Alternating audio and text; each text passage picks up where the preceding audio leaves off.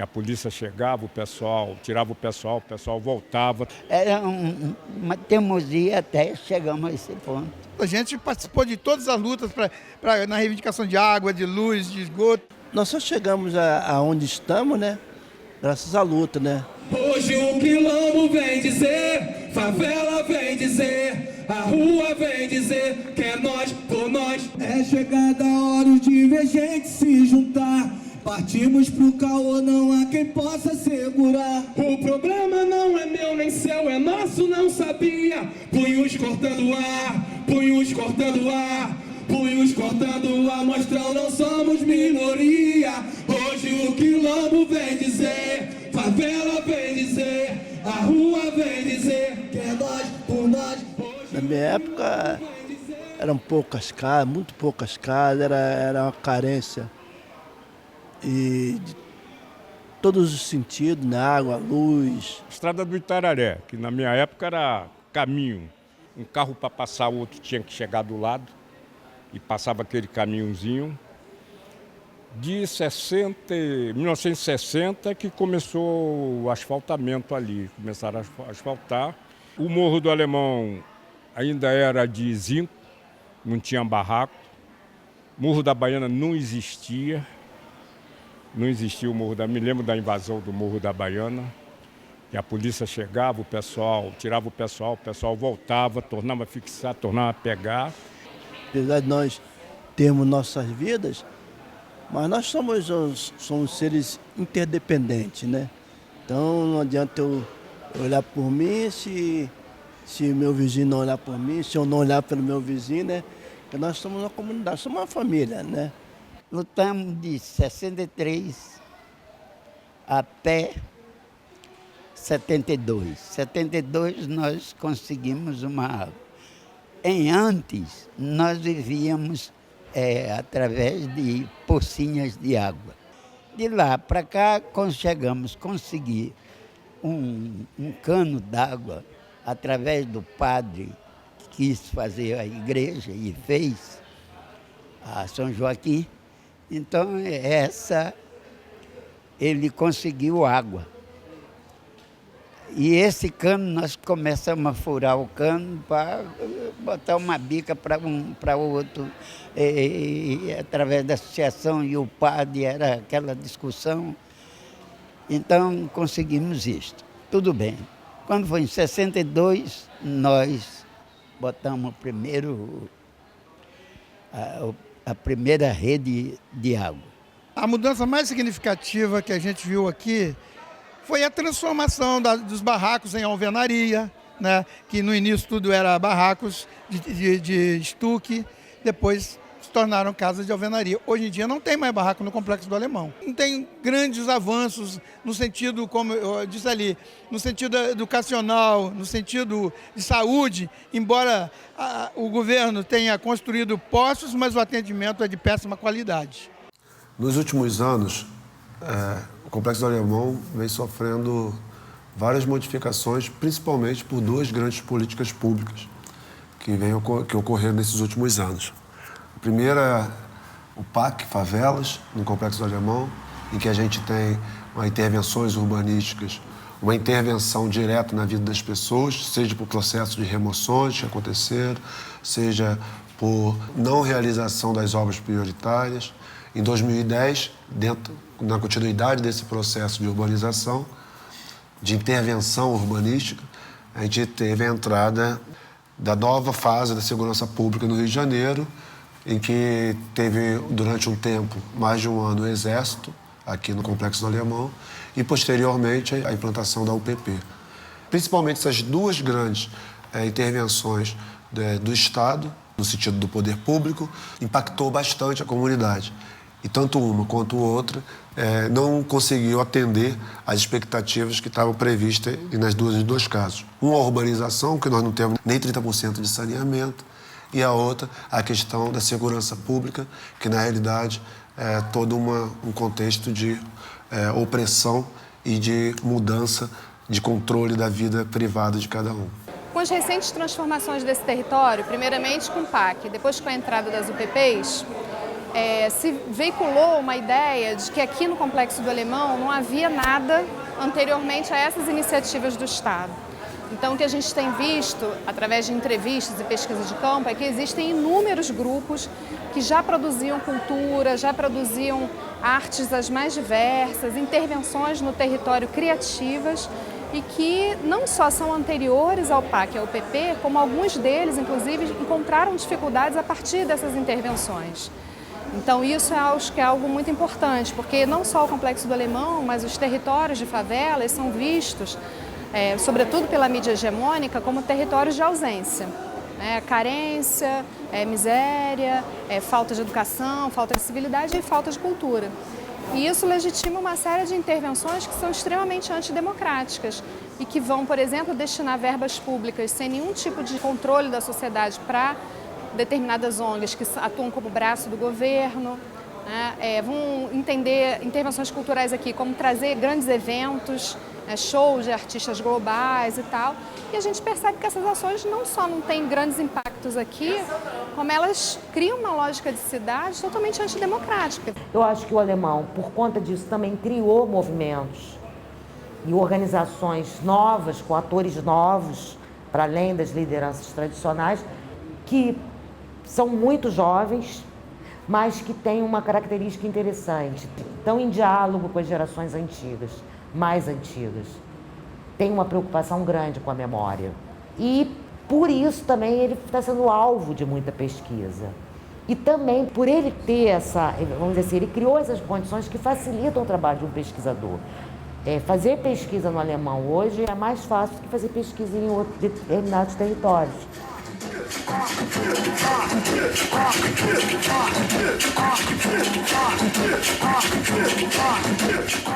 O Vamos Desenrolar, ele inicia em 2010, quando a gente começa a ter a preocupação de entender como que o Complexo do Alemão estava sendo visto externamente. Então a gente tinha um projeto com 10 universitários, todos do Complexo do Alemão, e a gente começou a mapear a produção acadêmica sobre o Complexo do Alemão.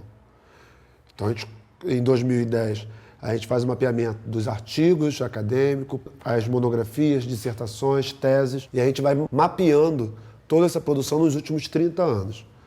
Com isso mapeado, ao mesmo tempo, já tinha um grupo de pesquisadores no território. Então, a gente redirecionou um pouco a estratégia de trabalho. E a nossa estratégia de trabalho, hoje, ela está focada em duas grandes frentes. Uma, pensar, refletir e construir possibilidade de uma comunicação comunitária alternativa, inovadora. E, por outro lado, que a contribuição que a gente poderia dar e pensar já lá mais adiante, dentro desse cenário atual, é pensar na produção de conhecimento, no diálogo dos conhecimentos, na apropriação do conhecimento produzido sobre o território da qual estão querendo intervir. Nessa questão da produção do conhecimento, surge o Seminário de Produção do Conhecimento. A proposta da produção de conhecimento é juntar saberes acadêmicos com saberes populares. Então, como a veia do popular também tinha que estar muito claro, hoje não é mais Seminário de Produção do Conhecimento, Vamos Desenrolar, produção de conhecimento e memória. Então, o Vamos Desenrolar, hoje, é uma proposta de articulação e disseminação dos conhecimentos produzidos sobre o território, tanto acadêmico quanto saber popular.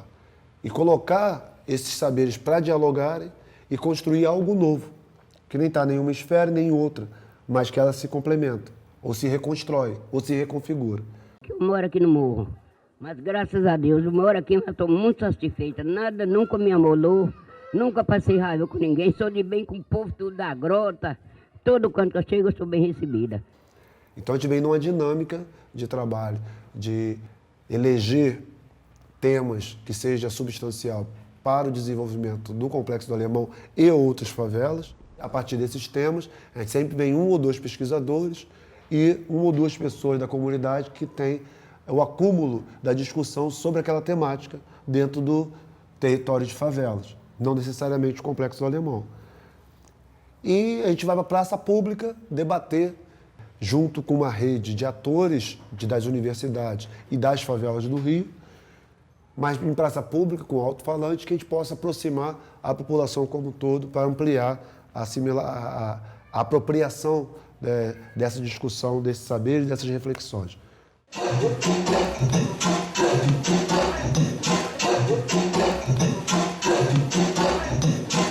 Amigo, eu sou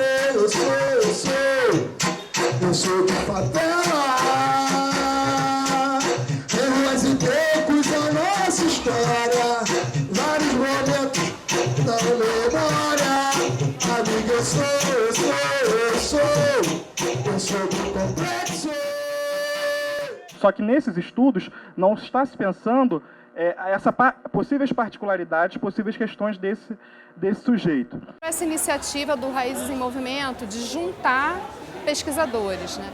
E eu acho muito legal porque, além de facilitar muito o nosso trabalho, ele amarra um compromisso, né? Quer dizer, vocês estão aqui, estão pesquisando o território, estão pesquisando a gente quer ser autor disso também. Esse espaço tem um papel muito importante para a gente pensar a própria forma como a universidade funciona, como a pesquisa funciona, numa maneira assim, mais ampla, sabe? Acho que para discutir uma relação de conhecimento desigual, que não é só essa relação localizada de devolver, é a questão do compromisso, por exemplo. Eu acho que é importante, inclusive, para dentro da universidade. É um espaço de transformação desses pesquisadores, esses pesquisadores podem ajudar a transformar a universidade, sabe? Que é hiper-hierarquizado. O morador não é uma visão que é importante, ele não tem uma experiência que tem que ser considerada, ele tem um conhecimento também. Eu sempre brinco, quando a gente fala de pesquisador, quando a gente está falando de ciência, é conhecimento que é produzido. Quando a gente fala do popular, é saber, é a fala popular, o senso comum. E aí eu quero discutir o estatuto, eu acho que é um conhecimento também. É claro que ele tem uma outra forma de ser produzida, mas é um conhecimento. Eu chego aqui nessa vida aí, todo mundo chama eu de vó, chama eu de tia, da benção. Tomo tanta benção de gente aqui que eu tá velho já e me dando benção. Está abençoada. Aqui eu sou respeitada, que quando eles fazem uma coisa aqui, pega confusão, eu falo, vocês podem parar com isso, que eu que mando nesse morro. Pode parar. Em geral, quando se pensa em favela, as pessoas vão discutir favela, estão discutindo muito de movimentos culturais, ou violência policial, ou mesmo as questões que envolvem drogas, enfim, venda, essas situações de violência. E a questão da população LGBT, que é numerosa nessas favelas, não é muito discutida. Então foi interessante a gente ter tratado dessas questões e a gente pôde abordar diferentes aspectos a respeito disso, né? A gente falou de homofobia, a gente falou de serviço de saúde, a gente falou de escola, a gente falou do processo de descoberta dos próprios jovens quando se tornam ou lésbicas, ou gays, ou bissexuais, ou travestis, ou transexuais. Eu tinha um namoradinho que sempre ia na minha casa, a minha mãe pensava que era meu amigo, né? Mas quando eu tirava serviço no quartel, ele ia para minha casa e dormia na minha cama. Minha mãe achou aquilo estranho, né? Até um dia que a minha mãe me perguntou, e eu sempre fui franco, quem me sabe que eu sou franco, eu falo o que eu acho, que eu penso, o que eu sinto. Minha mãe perguntou, meu filho, o José é gay? Eu, por telefone, eu estava tendo serviço. Falei, não, mãe, o gay sou eu. Eu acho que tem muitas pessoas, por exemplo, que sentem que os seus saberes são valorizados, que é importante o que elas sabem, né? Que aquela história que ela contou, né, que ela conta para todo mundo, alguém chegou e viu, olha como é importante, olha como que você sabe, é relevante, tem que ser... eu acho que tem uma valorização das próprias pessoas, né? A luz é o seguinte, vinha aqueles postes de madeira, né, e juntava lá o Eurico, aquela turma, o pessoal mais antigo da área, reunia o pessoal e aqueles postes foram todos carregados nas costas de morro acima. Eu acho que o papel das ONGs é importante nessa incidência de cobrar, de fazer. Você vai fazer pesquisa, porém você tem que trazer esse resultado porque a gente precisa, né? Porque aí mostra a preocupação com o território. No confronto, inclusive, que às vezes pode até ser meio conflitivo mesmo, é que a gente produz as coisas mais interessantes, né? Claro. É um desafio, porque a universidade em geral, e dentro da universidade a gente tem uma estrutura hiper-hierarquizada, né, que diz o tempo todo para os alunos, por exemplo, que estão se formando, olha como você é importante, olha como você sabe mais. Então é muito difícil você fazer o caminho contrário, né, e vir conversar com as pessoas, ser ouvido por outras pessoas que não são iguaizinhas a você, que vão sempre achar que você está fazendo bonito, né? Que vão te confrontar. Eu fui um dos que cobrei. Cobrei mesmo, falei assim, vocês vão fazer o que com essa pesquisa? Eu quero saber o que fazer. Tem um montão de intelectuais que aparecem nas comunidades, escrevem os livros, se autopromovem com os livros tirados das lutas das comunidades. Eu já conheço vários, no meu tempo de Fafege. A Patrícia foi diversas vezes lá na minha casa. Aí um dia ela me encontrou, poxa, hoje você me fragou direto. Hoje eu estou com folga. Bota aí, bota teu aparelho aí. O que é que tu quer que eu saiba, que eu falo? Aí eu comecei a falar, ela passou quase 1 hora comigo, conversando ali, ela gravando e tal. Ah, seu Jorge, eu estou gravando. Eu sei que tu está gravando, não é por isso que não vai gravar isso tudo. Aí fui falando e tal. Então foi uma boa pesquisa. Hoje o resultado para mim, não vou dizer que é 10, porque senão ainda não terminou. Mas pelo menos eu já considero esta reunião com uma nota 8. Eu acho que está bem vantajosa, né? Na verdade, o trabalho foi feito em cima da história de vida de vocês, né? Se vocês se lembram todos, eu perguntei de onde tinham vindo, se nasceram aqui, e cada um contou um pouquinho da sua própria história, e com isso a gente conseguiu montar uma colcha de retalho. Então, o principal critério de seleção foi a antiguidade. Pessoas, não só pessoas mais velhas, mas pessoas que já moram no complexo há muito tempo. Eu fui assistente de pesquisa. Num primeiro momento eu achei uma dificuldade muito grande. Eu imaginava que eu não fosse conseguir. Mas teve um momento que eu fui entrevistar um senhor que ele, antes de começar a entrevista, ele falou assim: você é filho do Edson, seu pai era barbeiro. E você era aquela criança que ficava do lado do seu pai prestando atenção em todas as conversas. Naquele momento eu desabei, porque meu pai já é falecido, eu lembrei do meu pai, lembrei dessa memória que ele me falava, que ele me falou, que eu ficava na barbearia do meu pai, sentado. E em vários momentos também da pesquisa, eu me via naquela conversa, naquele relato, que a pessoa falava que carregava água, que não tinha luz, que assistia televisão na casa do vizinho. E tudo eu me encontrei em muitos momentos nesses relatos que as pessoas deram.